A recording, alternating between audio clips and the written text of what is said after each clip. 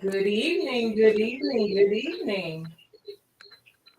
Talk Hello. Tuesday. Hello, Tia. How are you? I am good. How are you? Great. So now we sounds like we got some feedback. I'm gonna turn this down a little. And if you have volume on your end, I got it other all than your, off. So, you got it all up. hmm I can still hear me somewhere. So let's see. You hear that? yeah, I do hear that.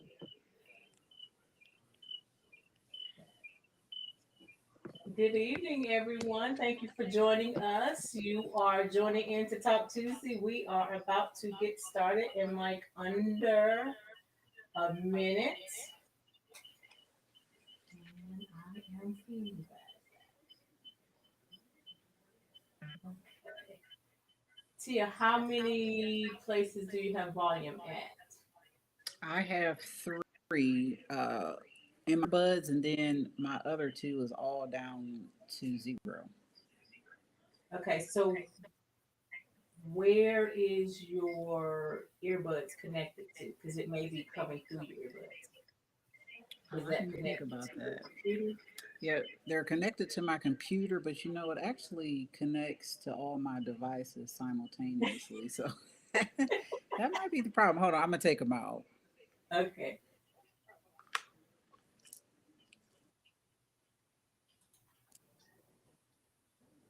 Okay, can you hear me? I can. Okay, hold on. Let's see if And this I'm going to. okay. I think I'm good. All right, that might be a little better. I don't know because I can still hear myself.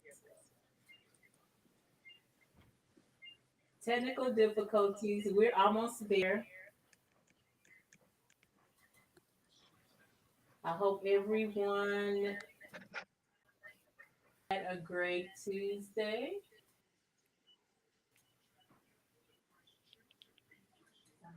Okay. All right, Tia, how does that sound?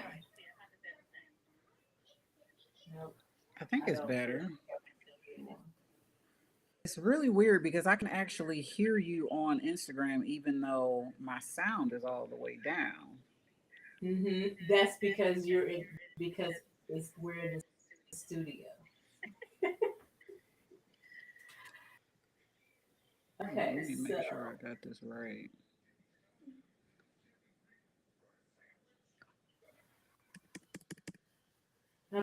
okay, so they're saying it's okay. The echo doesn't seem so bad.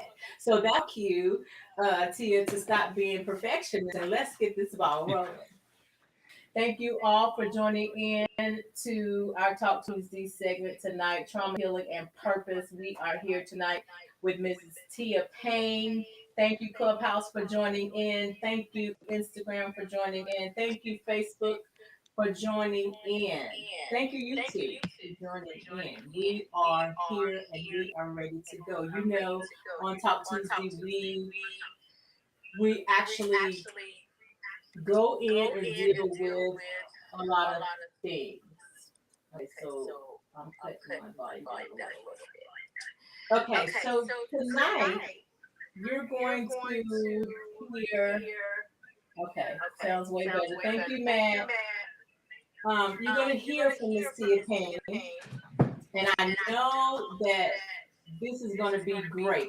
So I already tell you guys to get your pen and paper together. I don't care what this echo is doing in the background. We're here to change lives, so it is what it is, and it's going to be done.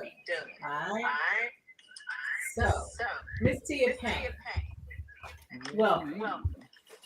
Thank you, thank you, thank you. And so,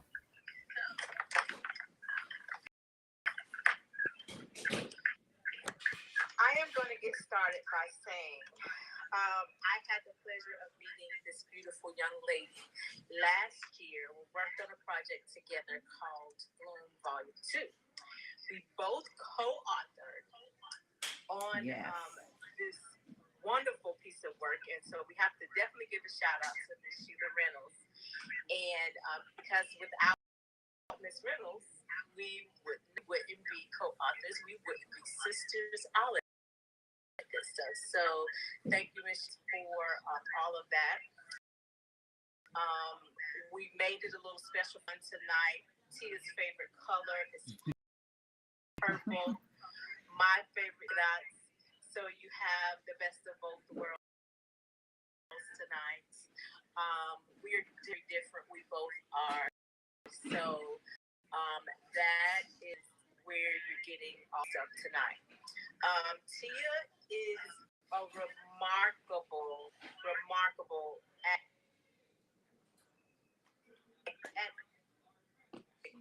in just a little bit. But what I want to say first is, Tia, open the book, and your story was the very first story, and we came out the gate with your story. I was just floored. I was like, Miss Sheila, this is gonna hit them hard. Yeah. I was actually surprised because, she didn't tell anybody who was the first story. Right. And so somebody actually called me and said, "Oh my God, you're the first story." And so that's actually when I opened my package and was like, "Wait, let me go check and see what you mean." And so I was very surprised, very surprised. Absolutely. So let's not waste any more time, Tia. We know that we're talking about trauma, healing, and purpose, and we know that you are all up and through there. So for the people that are joining us tonight, and if you are joining on the replay, we ask that you hashtag replay to let us know that you were here. But Tia, give us a little backstory on Tia Payne and why you are here tonight. So, like you said, we met on that amazing book project that we did. So, but I always share my story of being a survivor. That was very important to me when I began to really see the abnormal aspects of how I grew up, and then how I actually repeated the cycle. So it became something important to be able to share my story of survival, share the abnormal parts of it, because those abnormal parts of it is where people often don't think about when we're talking about domestic violence or sexual trauma or any of those type of things. People don't realize that, oh my God, it happens in the church too. And so I always like to highlight that part because, church abuse happens, especially with our leadership. And a lot of people don't think about that because they think, oh, church is a good place. And so they don't necessarily equate that with, abuse. I have some echo. Give me one.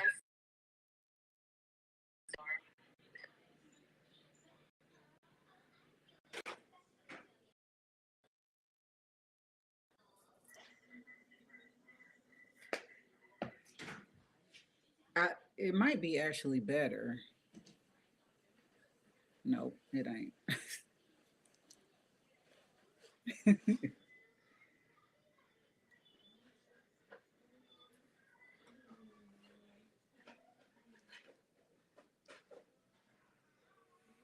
I think the echo was on me though.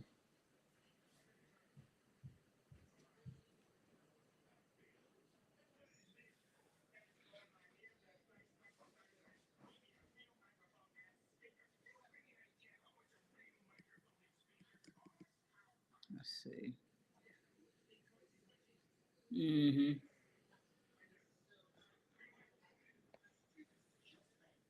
Yes. Hold on, let me turn this one off.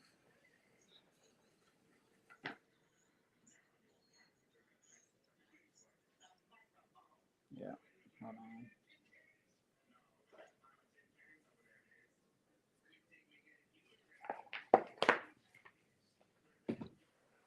Okay, is that better? I can too.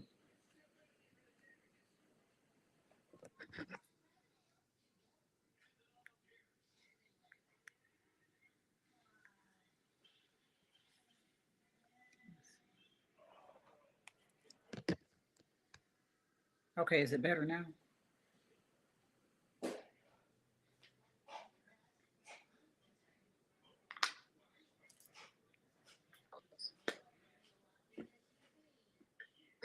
I really think it's my earbuds.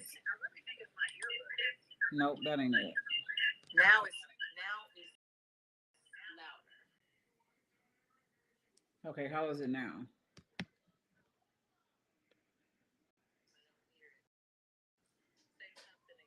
Here, it makes your sound lower, but I turned it all down.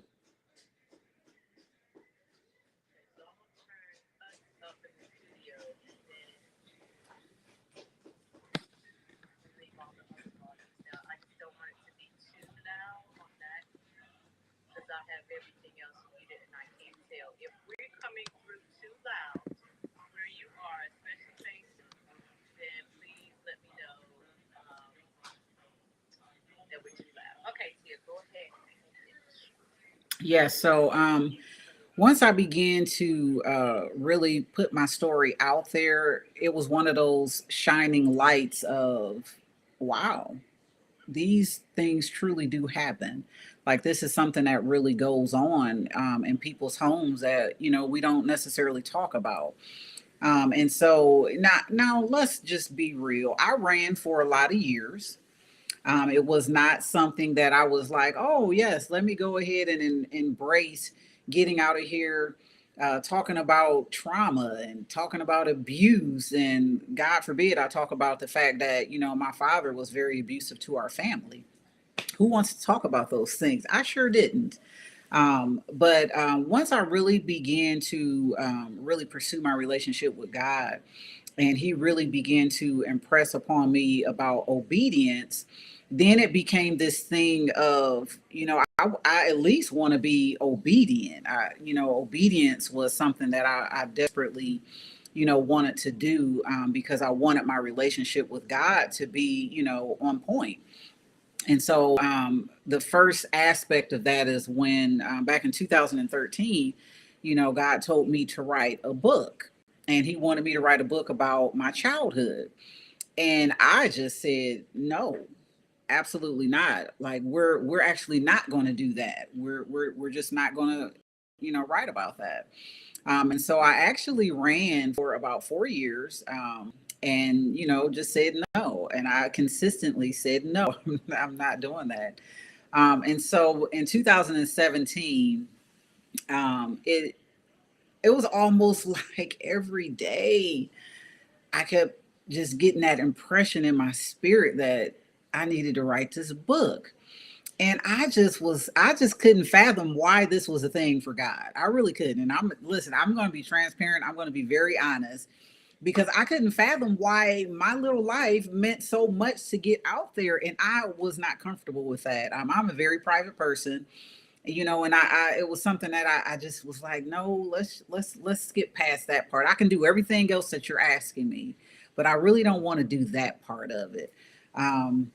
But eventually, sometimes when God consistently talks up to you about something, it's like almost one of those things that, okay, all right, if that's really what you want, I mean, I guess.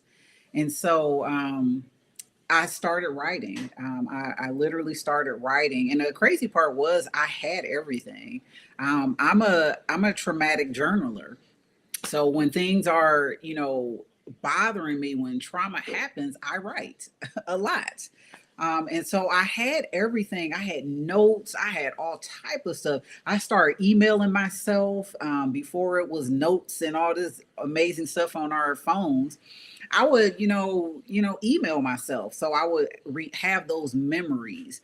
And so when I began to write the book, God brought it back to my memory that I had emailed myself certain things, certain memories and stuff that I had over the years.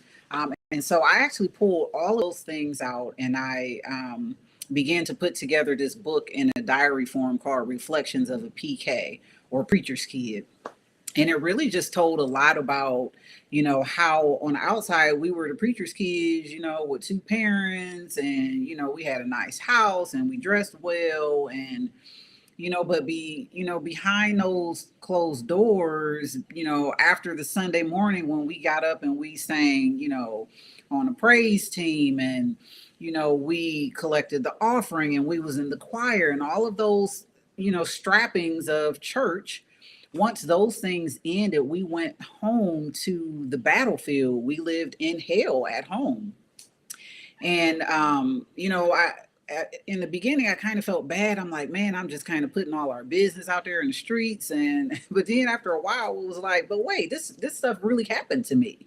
Like, my dad really did these things. He really, treated us this way, and then would go to church on Sunday and preach a fiery word. But then we would come home and he really treated us this way. And why didn't nobody ever believe me? Why didn't nobody ever help? Why didn't the people in the church be like, hey, pastor, can we do something for you and your family? And no one ever did that. And every time I called children's services, they left me there and I was in trouble because I called. So there was never any help. I would spend months and months and months in my bedroom on punishment because I had made the phone call, or I had did this, or I had did that. And I didn't, as a kid, I had no understanding of why. Like, where are the people at that's supposed to help me? Where are the people at that come save little kids being abused in their homes? Where are they at? But when you're dealing with, someone with a good image, it's the pastor and first lady. No one believes little old Tia, who says her dad is, hitting her or punching her or cussing her out, or, abusing mom and all of the siblings. It was 7 of us. And, it was a battlefield like every single day. And no one, I'm going to say no one believed me, but I think it sometimes goes deeper than that no one it's very uncomfortable to address domestic violence, especially in the church. So who has the courage to go to your pastor and say, hey, this is what your daughter said? Or listen, when they would come over our house and he would get angry, after a while, it wasn't no hiding. My dad didn't care. Who gonna say something to me? That was his mindset. And so after a while, there were incidents where, my dad was in the military and he was a cook. And so, although there was such violence in our home, because it was 7 kids, we always had kids at our house. We always had people in and out, and then it's the pastor's house. So we always had people in and out of our house. And I remember in particular, this incident has stayed with me. And although I will say I'm past the point, I'm healed from this, I always remembered, and this is, I think, what propelled me to finally embrace what God was doing. We were having, I don't know, we always had some type of cookout, fish fry, something was always at our house, like all the time. And so this particular day, it was the middle of summer, and I was the lurker kid. You ever had one of those kids that you swear they don't know nothing, but they always lurking around corners and they hear everything? Listen, I was that kid. I'm just being honest. I was the lurker. But I wasn't the lurker because I was being nosy. I actually was the lurker because, who gonna protect my mom? At least if I see something, I can go call 911 or I can get some help. And so I just melted in the background. And I made sure that I was there. I would, if something, jumped off, I can go help her up or, do something. And so this particular incident, it was a few of the men in the church. They were at our house and they were sitting around talking. And to this day, I always say, did mom think there was safety in numbers at this point? Because they were joking and, they were laughing, and my mom made a joke and it got a good response on some laughter. And my dad, that was it. He was very upset and she didn't stop laughing. For her, it was, she made it funny, so she kept laughing. And I remember my dad just, you go from this happy face and then suddenly it's like, what happened? That's not the same person that was sitting there 2 seconds ago. And I remember he turned and he looked at my mom and he said, that was funny, you know? And she laughed, and I'm thinking, like, you felt it. Like, you felt this, like, oh my God, danger, danger, danger, danger. And my mom didn't know. She didn't feel the danger. And I remember he picked her up, and she was still laughing, thinking they were joking. And I had stood up because I was sitting on the steps, and I had stood up like, Mom, danger, danger. Like, I felt like my whole body was screaming danger. And he opened up the front porch, and in the middle of summer, kids playing in our yard, people on their porches doing all of this wonderful stuff, he threw her down the steps, and she landed in the front yard in front of everyone. And it was like dead, like literally the whole neighborhood went dead silent. It was like silence. Like it was like you could literally probably hear a pin drop on this busy street in the middle of summertime. And I remember I was standing there, and my mom was laying on the ground. And I remember my dad said, "Now that's funny." And he turned around, and I was standing there, and he turned around and he looked at me like, "And what are you going to do?" And what was I going to do? I think I may have been 11, maybe. And so I ran down there to see if my mom was okay. And in my kid head, I'm thinking, like, this is it. You're taking us away from here. We're leaving right now. And we didn't. My mom literally, when I say dusted herself off, she got up, dusted herself off, and she came back down, and she was tame at this point. She came and sat down right next to my dad, and literally they continued on as if nothing had ever happened. The men in the church continued their conversation like this 5-6 minute incident had never happened. And for me as the kid, I was devastated. I said, what just happened? Why did this thing happen? And they continued on. And I think at that moment, I believe my heart like was broken and crushed into all these little tiny pieces, because I just couldn't understand why these big men in our church allowed my father to treat my mom that way.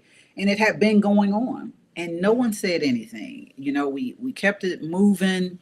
And I remember I went and sat back down on the steps, and it was like my whole outlook on life at that point had changed. And it was like there was this rage beginning to build on the inside of me, like, I got to do something. One of these days, I have to do something. I have to save my family from this, because this isn't okay. I have to save my family. And you know, we finished that day out, and we kept going.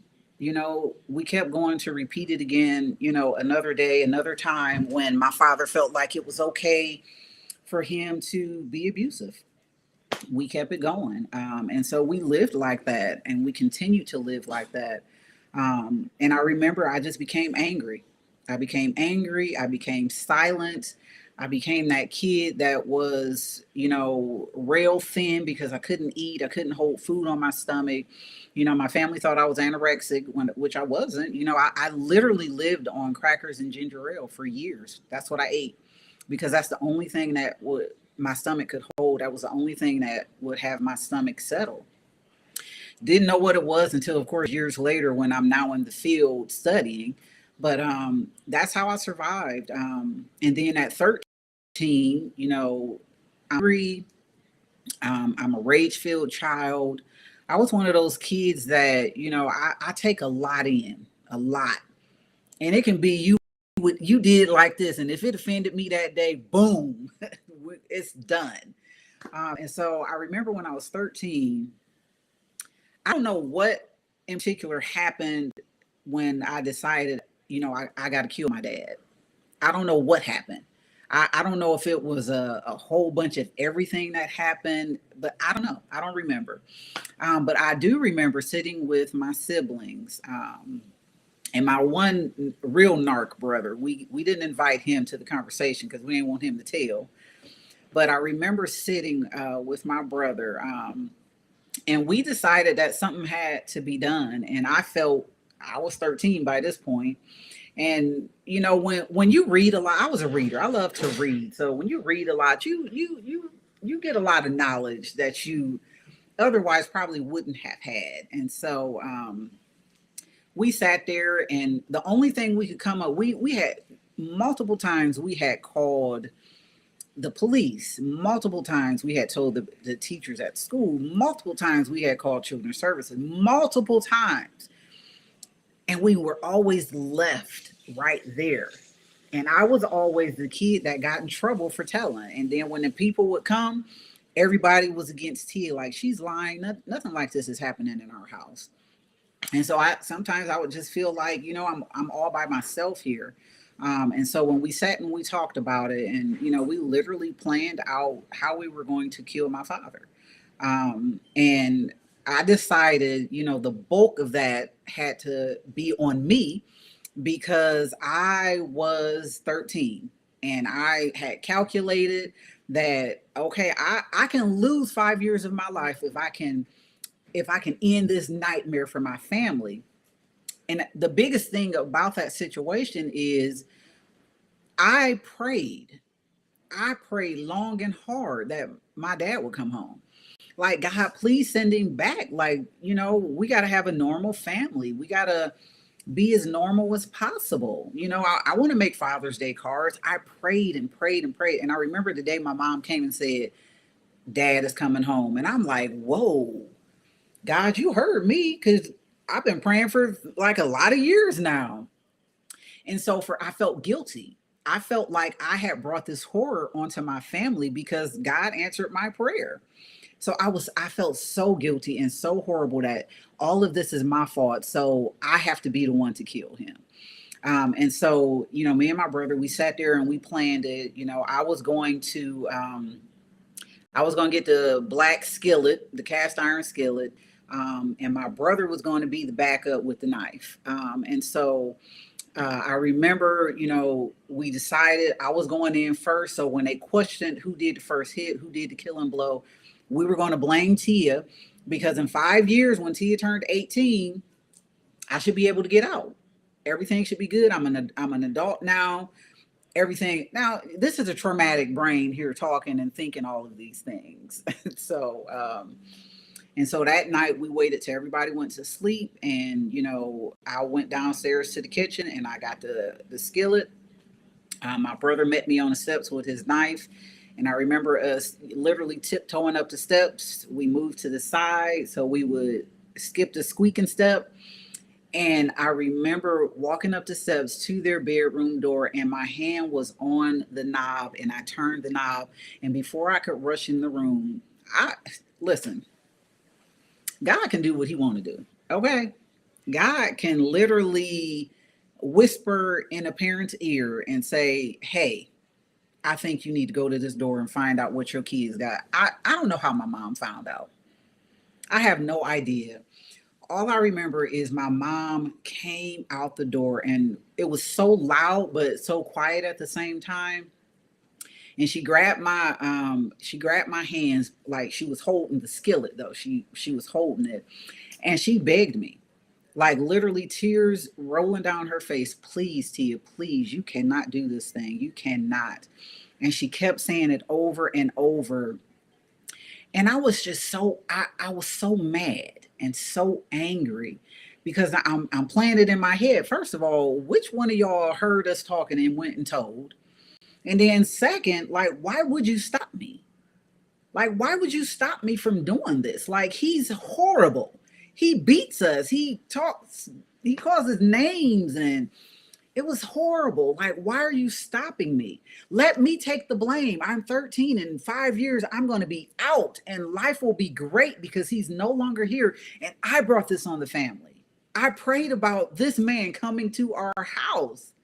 Why are you not letting me do that? And I stood there and I just looked at her, and I was angry. And listen, if I could have slayed her with my eyes at that point, I probably would have. But I remember she begged and begged and begged. And at this point, it's like, okay, we got to figure something out, because if he wake up, like, this going to be crazy. And so she kept begging. And eventually I let her take the skillet. And I never said a word. I never said a word. I turned around and I walked back to my room. And one thing my mom did was she allowed me to, as her oldest daughter, to have my own room. So I didn't share with my other two sisters. And I went back to my room and I sat on the edge of my bed for the rest of the night, mad. And I remember probably by 3, maybe 4 o'clock in the morning, there something broke. Something broke. And I remember I just cried and I cried and I cried and I cried. And I've never cried though that many tears ever. I've never cried that many tears. But something broke. And I can't tell you that anything changed because it didn't. My dad was still who he was. My mom still stayed. We were still abused. I was still called names. I mean, I was kicked out every other day. Um, but something on the inside of me had changed. Something changed. I was no longer angry. I was one of those. I wanted to. It was just birthed in me at that point that I got to be able to help. People. I got to help somehow. And so I never held a grudge after that. Like people can do me dirty to this day, and tomorrow I forgive you. It's all good. I'm gonna love you. That was nothing but God. From a 13-year-old child, I've never been able to hold a grudge. And I still was angry. I still dealt with some of those same issues I had, but that deep rooted, dark rage, that silent rage that a lot of people don't tell you about when you deal with anger, that silent, I'm deadly plotting on you, how I'm about to take you out type of rage, I didn't have that anymore. I didn't have that. Now, people could still push my buttons, and 5 years later, boom, I'm coming after you. But it wasn't that deep rooted, if I could get away with murder, I'm going to get away with murder type of rage. And so we grew up. We grew up with my dad still being who he was, with my mom still staying, with me getting kicked out. By the time I was 16, I think my dad began to kick me out of the house.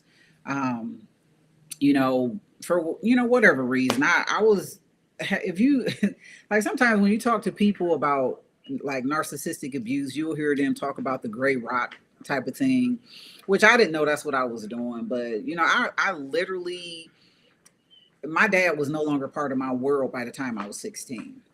It was crazy. He would walk in the room and I'm walking out. I didn't want to be around. I need my peace. I need my space. And he noticed. And so because he noticed, I was in trouble all the time. Like it could be something little, but I was always in trouble. And after times of my dad, like he bust my nose. I think he broke it. But after times of him doing horrific abusive things to me, and he knew I was the one making the calls. He knew I was calling. He would taunt me. And he would be like, oh, you didn't clean the kitchen correctly, so I'm about to get my belt because I would hate for you to have to call and say I'm abusing you. So I'm going to use the belt today. So he would say little things like that. And then he would whoop me forever because I didn't get the crumb off the counter. Like it would be crazy stuff. It was like literally crazy stuff. And by the time my senior year rolls around, my mom actually left. I think she had finally, like my dad, we all dealt with my dad however we dealt with my dad, but because I refused to show him fear, now I was definitely afraid of my dad. I don't even know where the plot to kill him came from because I was scared. But I had learned something, that I didn't know about a narcissist. They thrive on your emotions. They want to make you mad. They thrive on those things. And so because they thrive on emotions, I was like, well, you won't get none of these emotions. I don't care if I got to stuff them in the inside, but you're not getting none of these emotions. And so I learned to control my face. For years, people thought I was mad about something when I wasn't. But I learned to mask my emotions because I didn't want anybody using those emotions again. These are precious emotions. I don't want you to have them, and so I masked emotions, and he always tried to find a way to get me emotional. And listen, there will be times my dad this close to my face cussing me out, and I'm looking at him like, not saying anything. I'm not talking to you. I'm not saying anything. It is what it is at this point. And so, I graduated. My mom had left. And I remember he through that graduation, he had ended up kicking me out when my mom finally went back. This was all in my senior year, and I stayed with my uncle. You know, my mom, she took us. We all went to my uncle's house, so we were staying with my uncle for a while. So my dad he kicked me out, literally throwing my things at me, kicking me out. And the only place I knew to go was my uncle's house because my uncle always took us in because of the abuse. And I think at this point, my mom was kind of like, I got to do something. And so she eventually left and came there. But she went back, you know, she always went back. And life, I hate to put it this way, but life continued. You know, life continued. I will say that he was, you know, not as abusive because at this time, you know, if I'm 17, 18, my brothers, they're grown. And so at this point, it's like, okay, you know, my brothers aren't going to allow my dad to abuse them or do anything like that. So, you know, a lot of the abuse towards us outside of verbal, a lot of that had ended, but not the abuse towards my mom. That continued. You know, that continued. And I left and went to the military. I was out.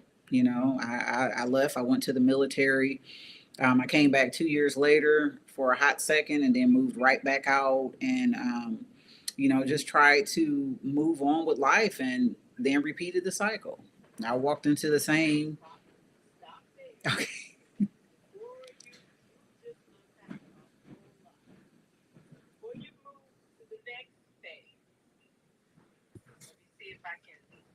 Make sure that we cover bases because I'm over here taking notes myself, so I apologize. No, you're fine.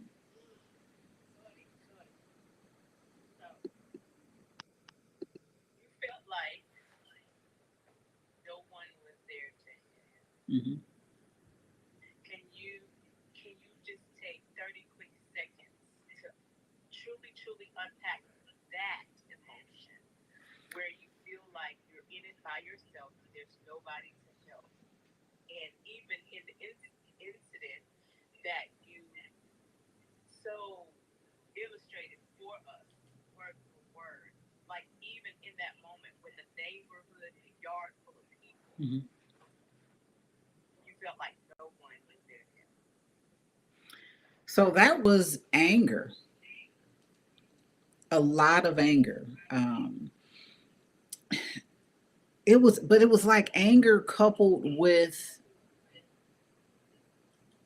a crushing disappointment. Um, because I feel like at that point, with so many people at our house, why did no one come to help? And so that's when it became glaringly apparent to me that I was all alone.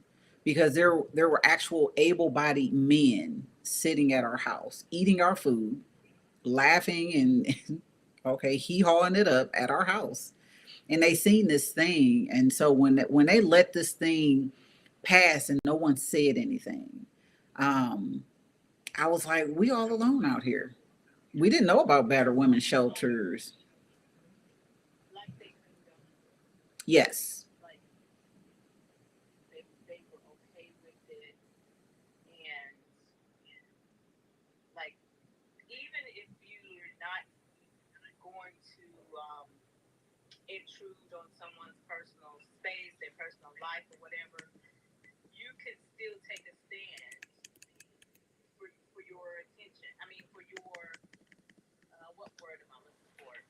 For your opinion, I should say, because I have a problem with my face, so my face would have said it all. Right. And there's no way that I could have continued to sit there after that moment and just act like nothing happened.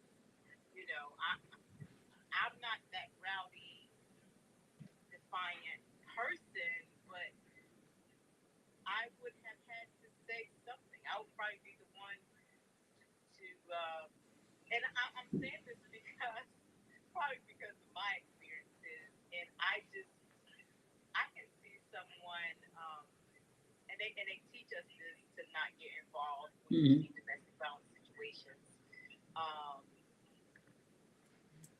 But to make a call, I mean, I know that was a long time ago, but to not do anything.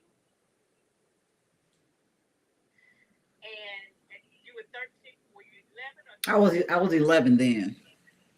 So I can't imagine an 11-year-old trying to figure out what just happened Right. and why is nobody helping me. Mm-hmm. It baffles me. Like it, that's just wow. Okay. Yeah. Did I even let you explain it? I told you I was going to put a buzz on something out tonight because as this thing I have, it's hard sometimes not to, because the point that I want to get across in so many of these episodes is people really don't understand that trauma exists. It's not always in one way or another. There's so many types of trauma. Right. But there's also so many ways that people cover it up. There's so many ways that people are in denial. Mm-hmm. And there's so much more to trauma. Trauma is uncomfortable. You know, I always tell people when we think of intimate, personal, traumatic events, it makes your neighbor uncomfortable. That ain't none of my business. So people have that natural ingrained response that it's none of my business and it's uncomfortable. And so they choose not to do anything about it. They'll look the other way. You know, trauma, domestic violence, sexual assault, all of those type of things. And until it hits and it's knocking at your door, why am I taking up that cross? I'm a leave that alone because that ain't got nothing to do with me. And so, you know, people don't think, oh, let me advocate for them. Let me get them some help because I'm uncomfortable. It's even worse when we're talking about sexual assault. People want to dumb down sexual assault to an intimate moment between two people. It's not. Right. It's absolutely not. But if I can dumb it down to just an intimate moment between two people, that means I don't have to take a stand against sexual violence. Oh, that's family issues there. I don't have to take a stand against that. So people leave it alone because now since I'm uncomfortable, this is why we don't talk about it. It makes me uncomfortable. It makes me realize that I have to do something or say something, offer some type of aid, some type of support. And because I really don't want to do that because I'm just a tad bit uncomfortable with those type of situations, I'm going to turn around and go that way. And listen, I understand not everybody can take on the burden of being the advocate. That's not everybody's role. I get it. But at the same time, I think as long as people want to silence it, make it hide, sweep it under a rug, all we're doing is perpetuating the cycle of violence. And it happens because of people don't want to say anything. Long as we're not saying anything, long as we're not talking about it, we're giving it a pass. Or wait, that's the pastor. He's wonderful. I got a good relationship with him. He would never do something like that. Why wouldn't he? Your relationship with this person has nothing to do with my relationship. He's horrible to me and he might be great for you.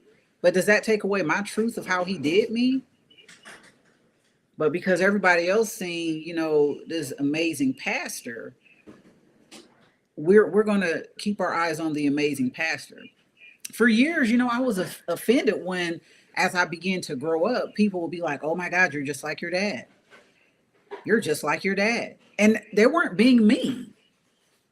How did they come to that conclusion? Like, what would make them?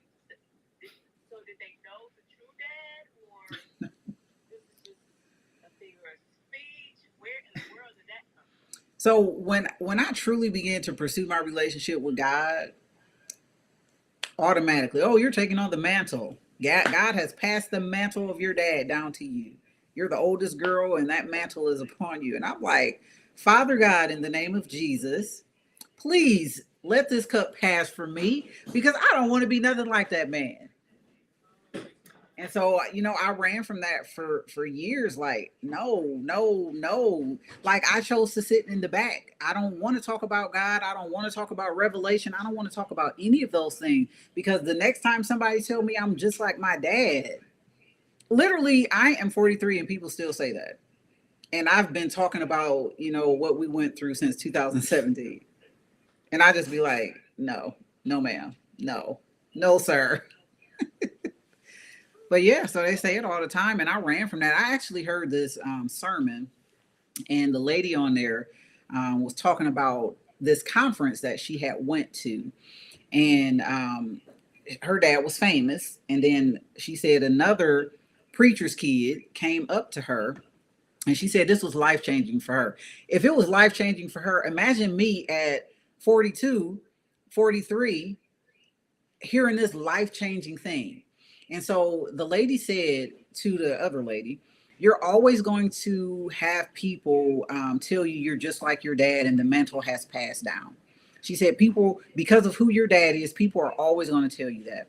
She said, one thing I can tell you is always remember what God has for you is for you, and it has nothing to do with your father. She said, God will use you in a totally different way than he will use your father. And she said, always remember that so you can be obedient to where God is leading you and not listen to people trying to lead you where they think you should go because of your dad.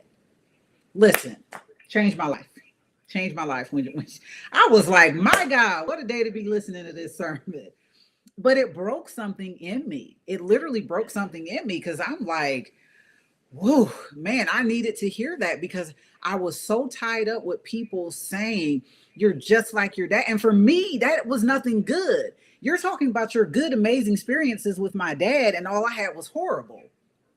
So when you say that to me, that's not a compliment. That's not a good thing for me. That's horrible. That's, oh my God, I can never be that person. God, please take that from me. I don't want to talk about you to that extent. I want to serve you, but to be public talking about the glory of God and how he redeemed me, how he changed me, how he delivered me, how he renewed all those horrible things on the inside, to talk about that, absolutely not. We don't do that because I will not be like that man.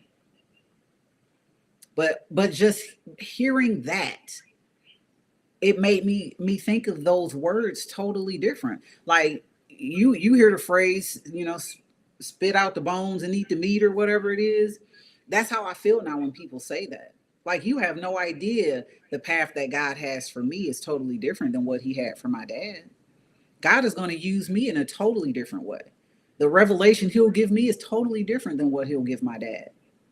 My story is totally different than what my dad's was. The people that I will reach by being obedient is totally different than what my dad chose to do. And if I can keep that forefront and remember that and remember my relationship with God, then okay, you feel free to say that. But deep on the inside, I know it's something different. I totally agree. And because I know there's so many there's so many there's so many questions probably that people have, but um, if there's anything like me right now, I'm still, although I've read your story, I've heard you talk about it all the time. It's just baffling every time I hear another part of it, Mm-hmm. And so it just takes my breath away sometimes. But I know we're gonna go over, but it doesn't matter because this has to be heard.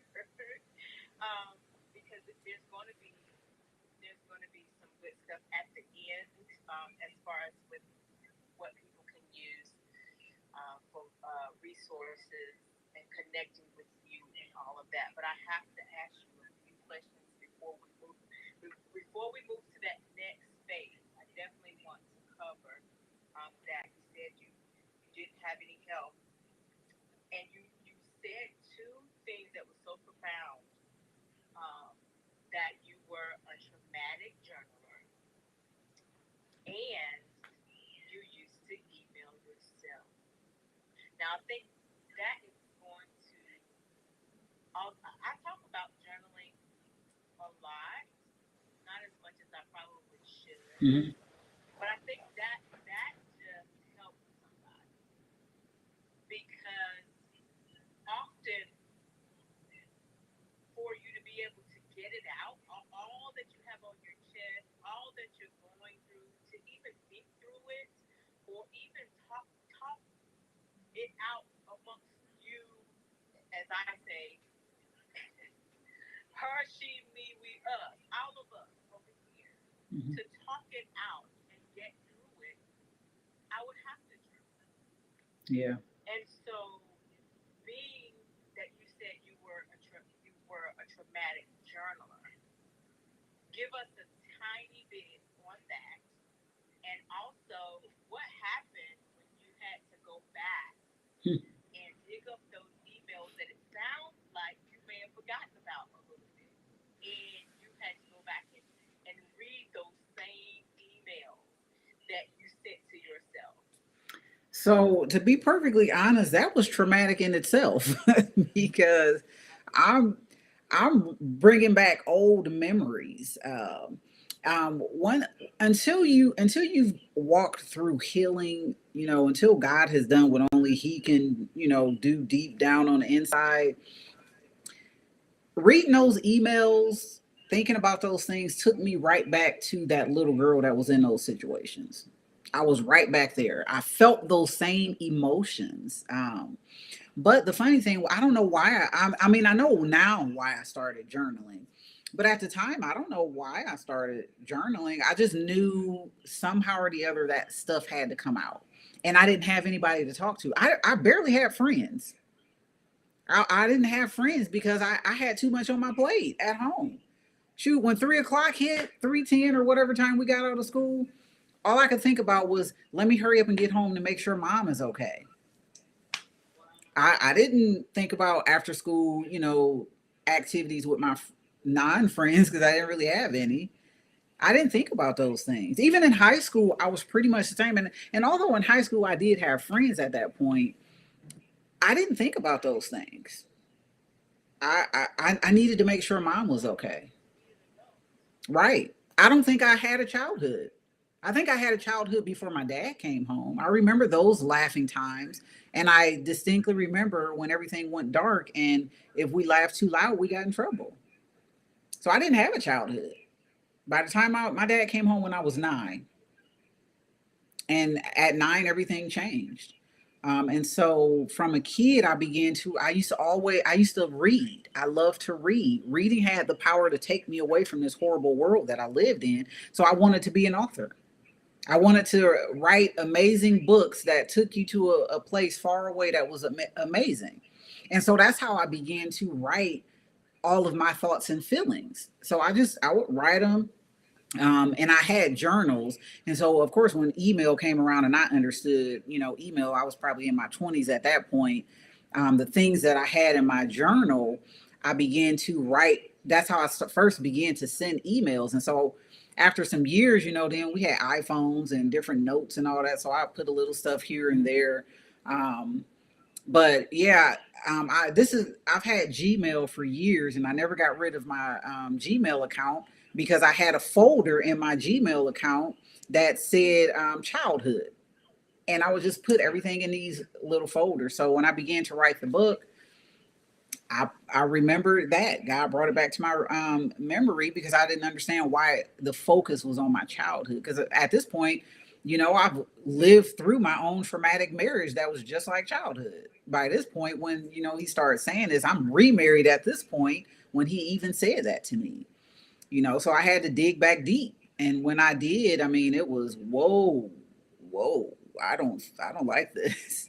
I actually went. That's what made me go through therapy. Actually, is writing my book.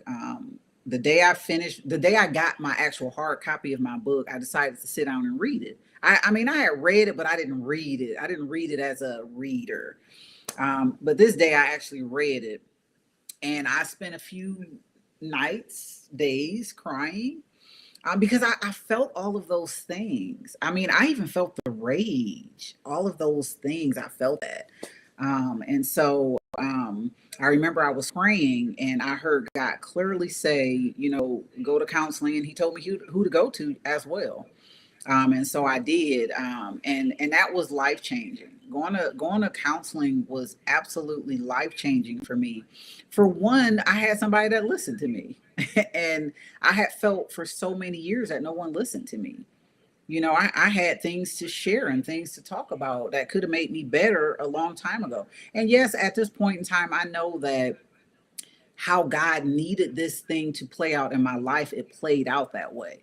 But at the time, I didn't understand that. I just felt like no one's here for me. I don't have anybody to talk to. I don't have any friends. I can't share these things because people, as soon as you say something about it, people looking at you like, don't talk about that. And so here it is, you know, God direct me to go to this person and they listened to me.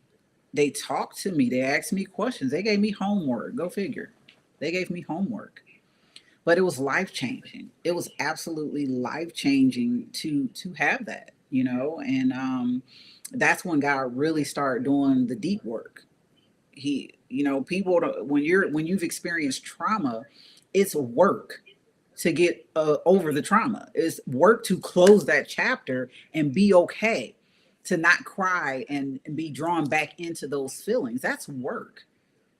And so I had to be present in that work.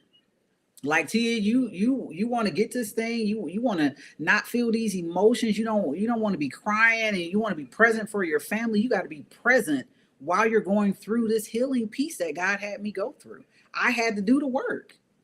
It wasn't no somebody laid hands on me and I walked away. Yes.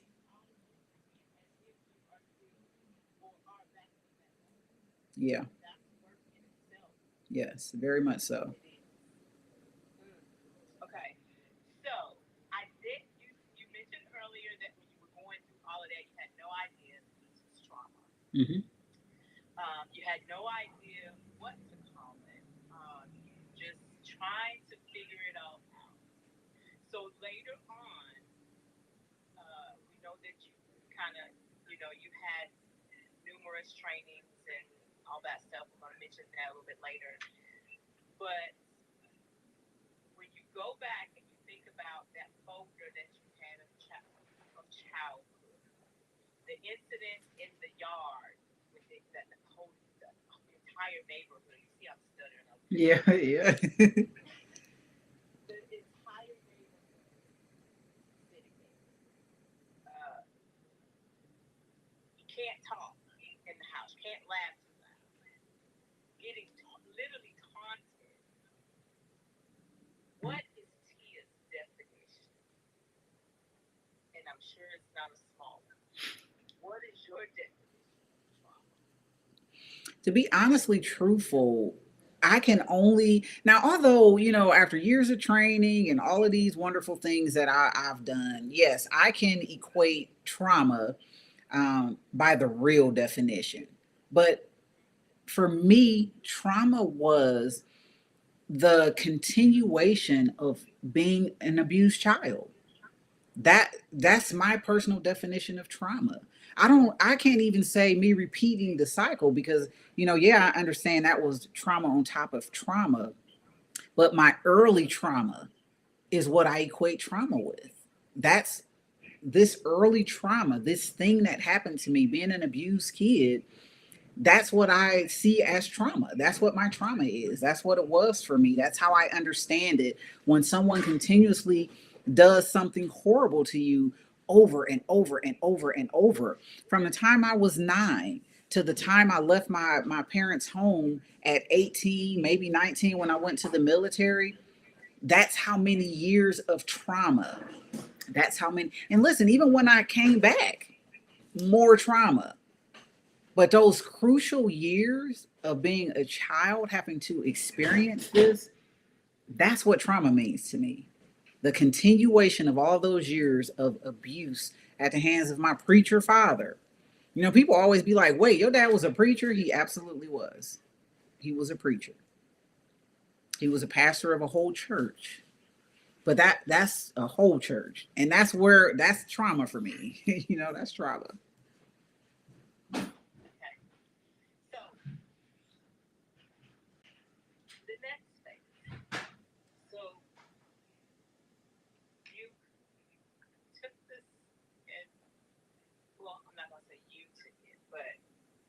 you repeated the cycle. Yep. Unpack that. I mean, when you know normal, you know normal. That's what my normal was. My normal was domestic violence. My normal was screaming and yelling and name calling and all of these things. So when those things happened to me in my relationship, it wasn't abnormal. It's like, logically way back there somewhere in the back of my head, it was like, this can't be normal. This cannot be life right now. But at the same time, I was used to chaos. Like, people don't understand, as a child, when you become accustomed to chaos, you repeat chaos. That's what your normal is. That's what my normal became, is chaos. And so I lived in chaos. And then the crazier part was, the person I ended up marrying was someone that lived with us for about 2 years as a kid. So he treated me like my dad. He treated me exactly like how he seen my dad treat me. It's just like, okay, my dad taught you everything you needed to know. And so that's how he treated me. And my dad was very mentally and verbally. The physical for me, but the mental and the verbal and the emotional, that's what had its lasting impression on me. And, when you're dealing with narcissistic people, they horn in on those emotions. And so that's how my ex-husband was. He horned in on those emotions, and all of those things. And so it was like I literally left my father's house and walked into another house that was just like it. I didn't understand red flags. I didn't know when he was stalking me as a teenager in high school, coming to my school and cutting classes at his school so he could watch me and then get mad at me if he saw me talking to someone. I didn't know that wasn't normal. I was like, whoa, he loves me. That's what we think as teenagers. We think that's love. We think that means they're amazed by us. And that's what I thought. Like, this dude really loved me because he don't want me to talk to nobody. And I didn't know it wasn't nothing that's wrong. I didn't know that. So and a crazier part was, he was just as narcissistic as my dad. He was very driven by emotions. He's very religious still to this day, to the point where he'll still call me his wife. And I've been remarried 12 years. But that's what was ingrained on us. You don't get divorced. You pray. God gonna take it away and make it better. And I don't agree with that. I don't agree with that teaching. I think that's wrong teaching. That's how I was when I really started figuring this thing out. Like, God didn't design me to be abused. He didn't design me to stay in this crazy marriage. Listen, it took going to the church that I go to now and having a very candid conversation with my pastor, who told me to show him in the Bible where it says that you're going to go to hell if you divorce your narcissistic, abusive ex. And when I couldn't find that thing in the Bible, okay, that was my first life-changing moment. The second was when I went to counseling. But yeah, so I repeated the cycle, and I separated from my ex-husband. Probably we were separated 3 years before I ever thought to get a divorce. And that was literally because I had that conversation with my pastor. He literally gave me a Bible and said, find it. And I was like, okay. I knew it was like, as soon as he said it, I knew it wasn't in there. But at the same time, I had been conditioned to think this was the unforgivable sin, that you're going to hell if you do this thing, for years. Crazy part is, when I left my ex-husband, I went to California because that's where my parents was. That was as far away as I could think to get. I went, and it was okay with me leaving, but the talk of divorce, absolutely not. Oh no, we don't get divorced. I don't know if they thought, after 7 years, we gonna get back together like they did from it. I don't know. But no, talk of divorce was not part of the equation. And so I walked away thinking like, okay, well, you know what? I want to go to heaven. So I'm going to just live with him. I'm going to just live separate from him the rest of my life. And that's what I chose to do for 3 years. Mm-hmm. Listen, when God can put a word in somebody's mouth that will change your life. And when my pastor said that to me, God can put a word in somebody's mouth that can change your life. And it literally changed my life, because I was like, wait, you mean to tell me I don't have to be called wife by this abusive person, I can leave. I filed for divorce the very next day after this conversation. like I immediately, when that revelation hit my life, I said, I'm about to file for a divorce. And I went straight down there and filed for a divorce. I sure did. And 3 months later, like through fighting with him, through him not wanting to sign papers and all of that stuff, he ended up in jail. And they said, oh, this is perfect because he has abandoned you and your children. And we are going to grant you your divorce.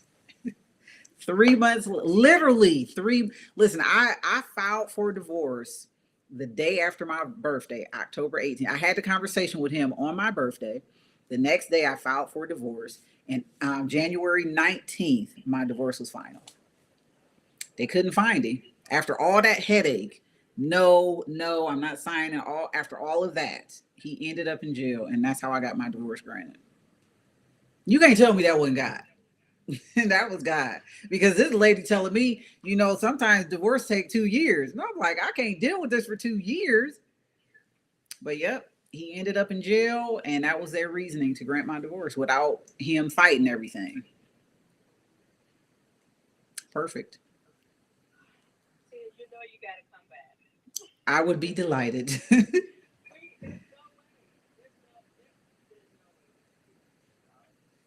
no way. So I really want I want to leave two things, of course. What did you learn from your story and your experience with trauma? I always tell people one of the amazing things to me is my dad taught us to pray. That was the one thing. When I say taught us to pray, I really mean that. Like, we had to shut everything off for 15 minutes every day and go be on our knees, even if we wasn't saying anything.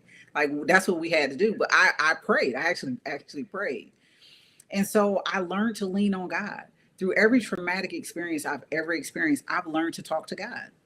I've literally had long, drawn out conversations with God about whatever it is that I was going through because my abuser taught me to do that. And so if I could offer that to anybody else, I mean, just burrow into God. Like, he gonna hold you. And that's what it was for me. Some things I didn't understand, some things I was confused about, but I talked to God about it. God, what? Why? I talked to God. I literally kept the lines of communication open with God, and I continued to lean on him and continued to talk to him while he directed me and led me through this whole traumatic turmoil of a life that I lived. I kept talking to God, asking all these questions. And he answered when he chose to answer. So, but that's what I would say. I leaned on God. I leaned and I leaned and I leaned on God while he began to clean me up. And it wasn't pretty. I was a whole alcoholic. Okay, that's a whole nother story. But he cleaned me up, and he gave me, all those things that I was looking for. I got those things from God. Like, we always hear peace that surpasses understanding. I've experienced it. We talk about the love of God. I've experienced it. God embraced me. I feel like sometimes I would be sitting on my couch and he would just come give me a hug. And I was ready for another day. Even living with my ex-husband, there were times where I felt, God, do this. Stop arguing with this man. Because although I was abused, I ain't trying to take it laying down either. And it didn't help. It didn't help. And so God carried me through so much. He embraced me through so much. And I'll remember that for the rest of my life. I'm ready to go to heaven just because I want to experience that like every day. But lean unto God. I leaned and I kept leaning until he got me on the other side of survival. And that's the mental part of it.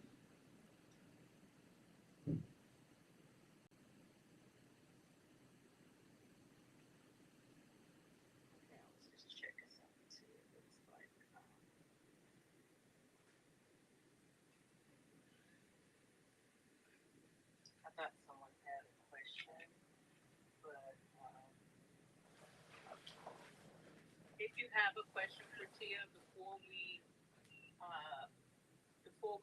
let Tia go tonight, I do ask that you put your questions in the chat if we still have um, you guys with us. Thank you so much for bearing with us. Thank you so much for um, tuning in, being patient with us. I know that we went a little longer tonight, but I really feel like this is much needed. It's just much needed. We have to definitely get Tia back because she has so much on the inside that still needs to come out. We probably just need to have a question and answer segment because some people probably have questions. They want answers, and it doesn't seem like people are getting their answers.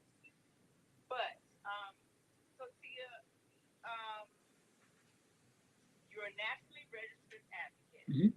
You've been doing this thing for over 15 years. Kudos to you. You rock. I'm giving you your flowers now. We appreciate you. So, guys, if you or anyone you know has questions or in need of resources, um, just don't know how to feel, what to say, whatever.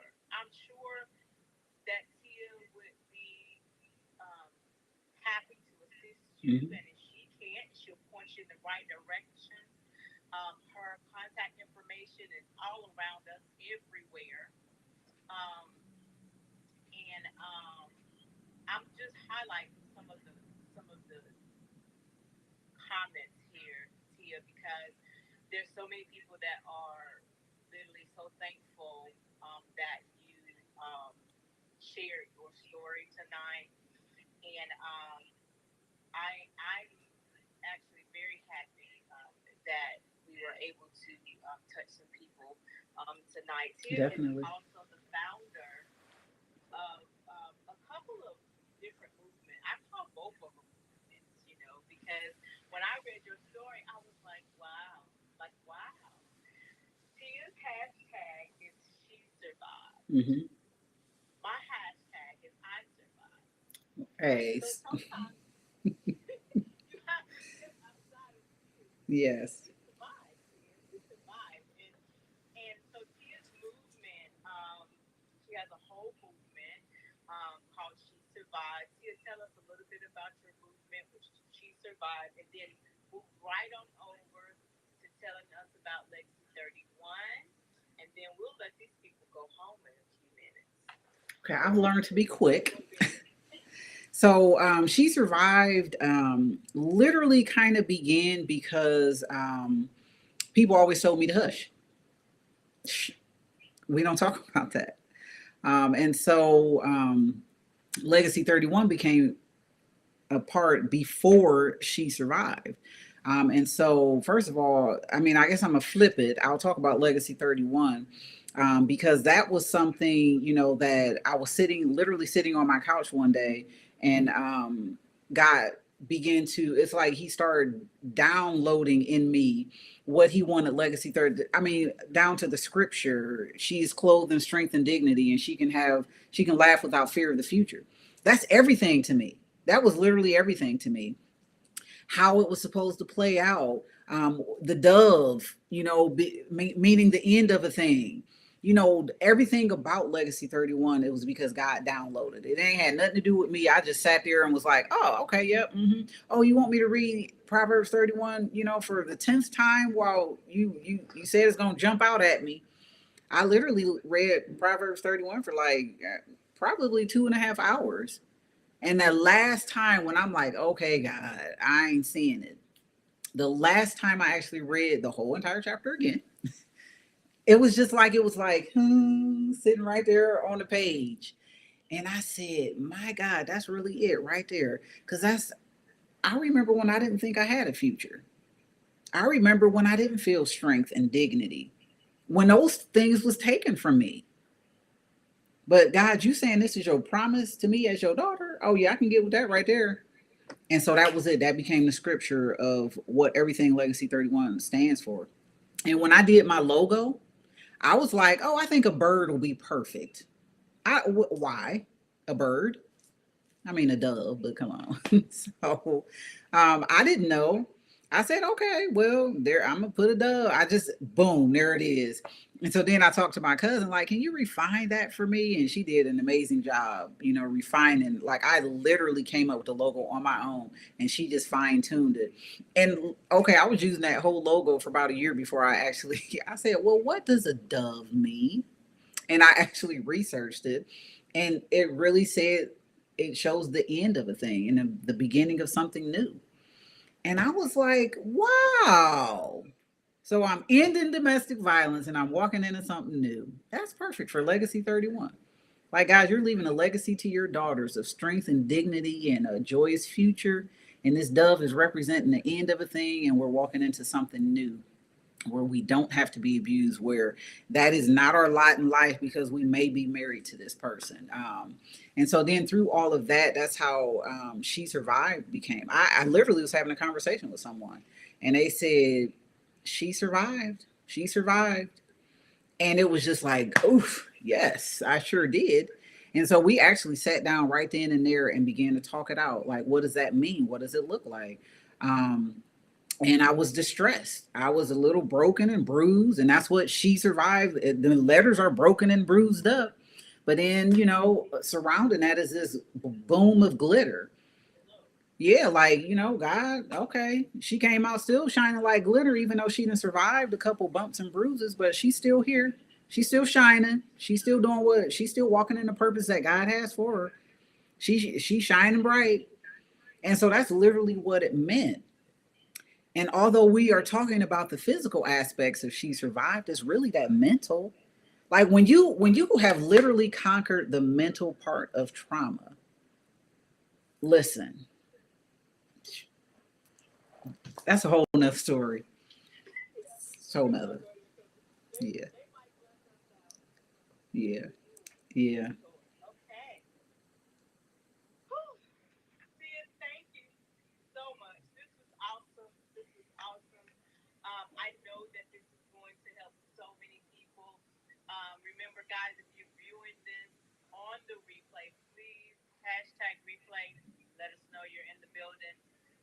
Pull up on us every Tuesday, 9 p.m. over here where we're talking about trauma, healing, and purpose. We're helping people on this side, and we thank Tia tonight for joining us. If you are in the comments, stay in the comments. Sometimes we have an after party in the comments.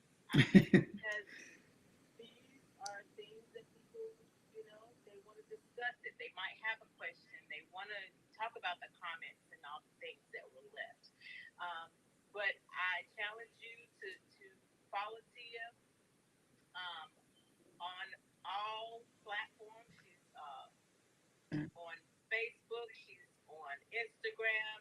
She's on YouTube. If you look for Legacy31 or Tia Payne, you will be able to find her. You can go straight to www.legacy31.org, and I'm sure that will take you to every aspect of Tia Payne, and you'll be able to find some valuable resources there as well. We're going to have Tia back in a couple of months when we get through this calendar, and let her provide some information because she's trained. She's trained in this area. We may just have to have a question and answer segment. Right. Yeah. So if you have, some questions you'd like Tia to answer, you can hit us on the back channel. You can send us an email to talktuesday@smartlorraine.com. You can inbox us. We're here for you. And that's all we have tonight. Tia, any last words that you want to leave with the viewers tonight? I think we've kind of filled them up tonight. Yeah. If I did have those last words, which of course I do, please lean on God. Please lean on God. Let that be your talking point. Because God's glory can shine through. Like I've been saying recently, because God really impressed it on me. You don't see me. You see what God's glory. This is God's glory. God has done this thing. When God can take somebody so broken and so abused and so PTSD, all of the horror. And then he, turns it around to have me walking, where you see me walking today. That's all about God's glory. Can we give God the glory for that? Can we praise him and push him to the forefront because God did that thing, and that's who held my hand through it all. So I would be remiss if I didn't say, praise God, you know, for loving, a broken vessel like me, to be able to turn it around and use it for his glory. So Absolutely. Thanks, Tia. We're going to go ahead and sign out for tonight, but we'll be back next Tuesday, 9 p.m. with another segment of trauma, healing, and purpose. You guys have a great night. have a great night. See you next time. Thanks, Tia. You're welcome.